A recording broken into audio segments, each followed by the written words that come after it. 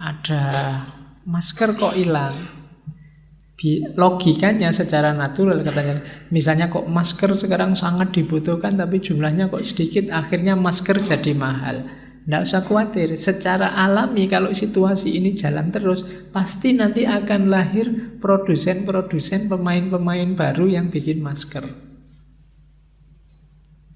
Itu natural sudah pasti. Sebentar lagi ada pabrik-pabrik masker yang baru atau pembuat-pembuat masker, inovasi-inovasi masker yang baru. Kalau pemain-pemain baru ini sudah turun gelanggang, yang tadinya mahal mesti akan turun lagi. Kalau dia maksa mahal terus ya tidak akan laku, lebih menang pemain yang baru ini. Jadi tidak usah khawatir, tidak usah diintervensi kalau model invisible hand. Ini natural kok, alami. Semakin tidak ada yang butuh, ya harganya semakin murah. Semakin banyak yang butuh, semakin mahal.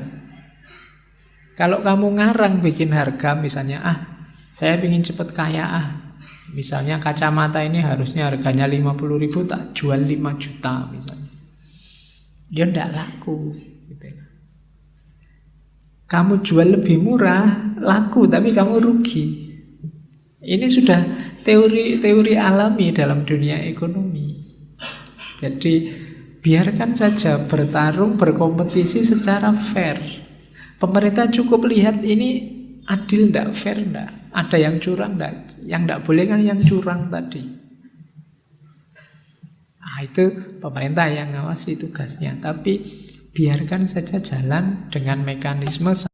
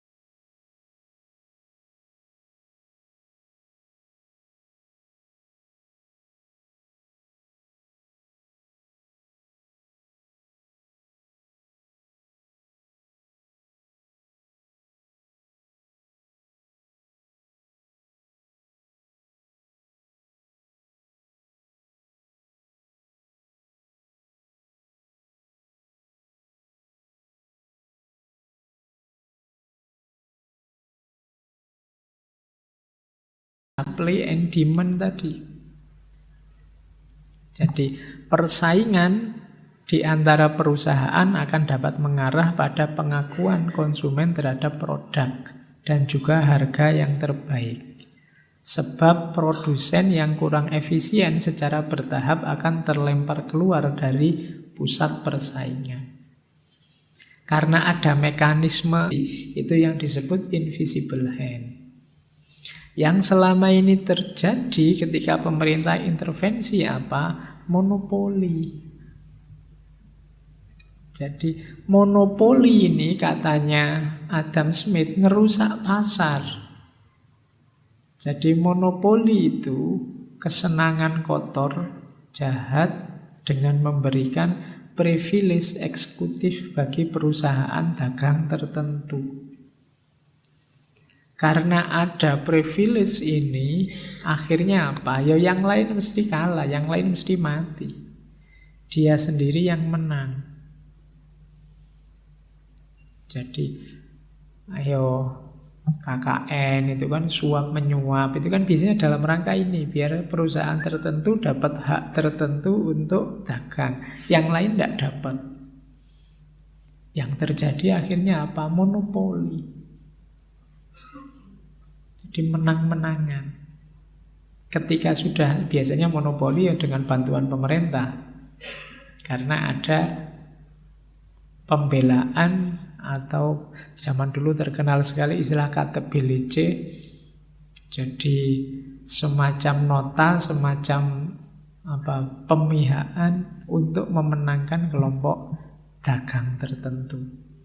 Nah, ini merusak pasar sudah. Kalau ada yang seperti ini mesti kacau. Kalau yang satu sudah dianak emaskan misalnya karena memberi suap tertentu, yang lain juga, kalau gitu tak kasih suap lagi yang lebih besar biar haknya dapat padaku. Yang lain ngasih lebih besar lagi. Akhirnya pertandingan suap-suapan. Ya, sudah tidak natural lagi sudah.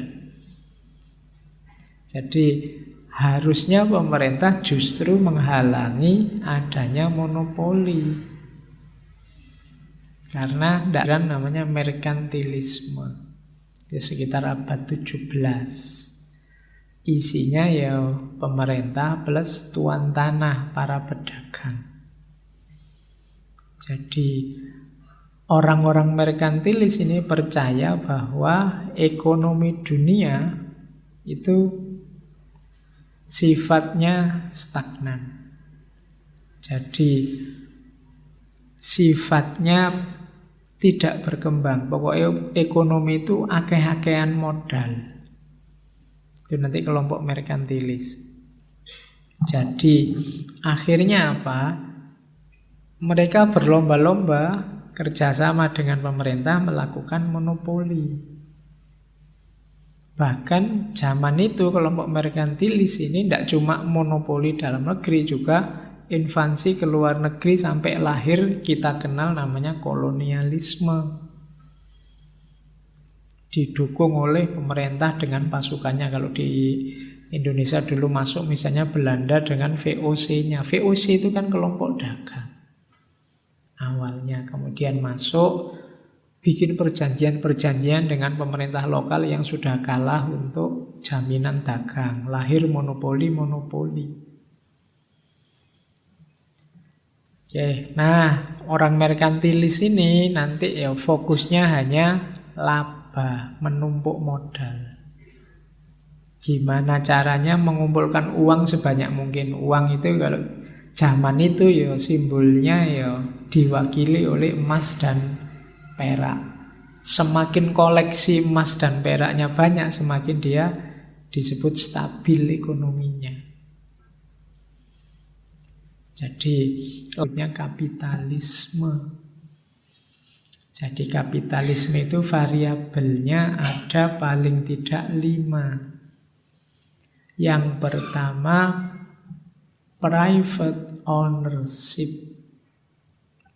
Private ownership itu kepemilikan pribadi. Boleh harta kekayaan itu dimiliki secara pribadi di level apapun. Itu cirinya kapitalis. Yang kedua profit motive. Profit motive itu aktivitas-aktivitas ekonomi dijalankan untuk mencari keuntungan saja. Sah. Jadi tadi kan yang slide paling awal tadi tentang motif tindakan, itu kan ada 6 tadi. 6 itu kan semua arahnya untuk kita mencari keuntungan. Jadi profit motif. Kemudian yang ketiga market ekonomi. Market ekonomi itu ekonomi pasar. Kalau ada orang bilang sudahlah serahkan saja pada mekanisme pasar. Itu market ekonomi. Kalau memang orang butuh biar mereka beli, kalau tidak butuh ya biar tidak usah beli. Itu market ekonomi. Biarkan pasar yang menilai. Itu bagus atau tidak, dibutuhkan atau tidak. Tidak perlu intervensi-intervensi dari pemerintah misalnya. Harus ini, harus itu, jangan ini, jangan itu, tidak usahlah. Biarkan pasarnya sendiri yang menentukan dia butuh itu apa tidak. Itu namanya market ekonomi. Terus kompetisi. Kompetisi itu berarti ya bersaing saja secara semuanya sudah ada. Yang tidak ada kompetisi, yang kamu single fighter main dewe itu ra ono. Pingin jago sendiri kan. Kadang-kadang saya sering ketemu teman itu, Pak, tidak ada, semuanya juga ada. Harus siap kompetisi. Jadi apalagi sekarang online itu apa wae ono. Kamu sumpek enak-enak jualan buku, ada yang baca.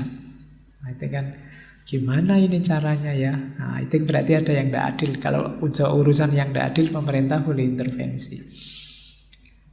Harusnya kompetisi berjalan secara fair. Kemudian free enterprise. Enterprise itu ranah wilayah budaya. Jadi ada kebebasan, tidak terlalu banyak aturan yang mengikat. Jadi kapitalisme itu berarti private ownership, kemudian profit motive, kemudian market ekonomi, kompetisi, dan free enterprise. Nah, kemarin kan kita banyak mengkritisi kapitalisme, ya silahkan kamu kritisi 5 unsur itu kalau mau dikritisi. Apa iya sih orang itu boleh memiliki apa saja asal mampu? Kalau memang dalam jangkauan, misalkan ada orang itu biasanya tambah kaya kan semakin kaya. Karena apa? Terus, nah ini nyawa teorinya. Ini agak pelan-pelan ini. Kalau ke susu-susu kamu keliwatan. Inilah nanti economic growth, pertumbuhan ekonomi dari seorang Adam Smith.